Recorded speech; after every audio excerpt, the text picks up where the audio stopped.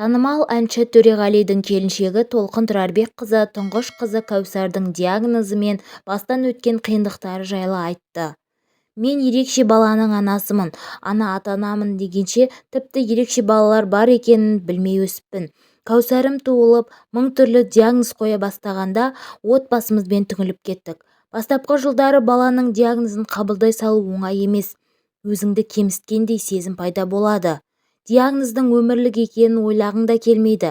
Басында өзіме қуануға да тыйым салатынмын. Bir жаққа шығып көңіліңді бөліп келу, балам ауырып жатқанда қай жетіскеніңнен қуанасың деп ойлайтынмын, деп жазды Төреғалидың әйелі. Алайда ол араға уақыт салып мұның тағдыр екенін түсінген.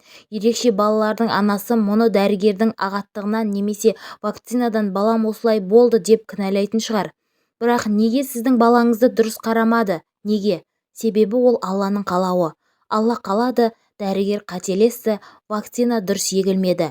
Сынақты сый деп қабылдаса, Алла оған басқа есіктерді ашып қояды, дейді Толқын. Ал сіздердің Төреғали мен Толқын жайлы ой-пікірлеріңіз қалай? Комментарияға жаза кетіңіздер.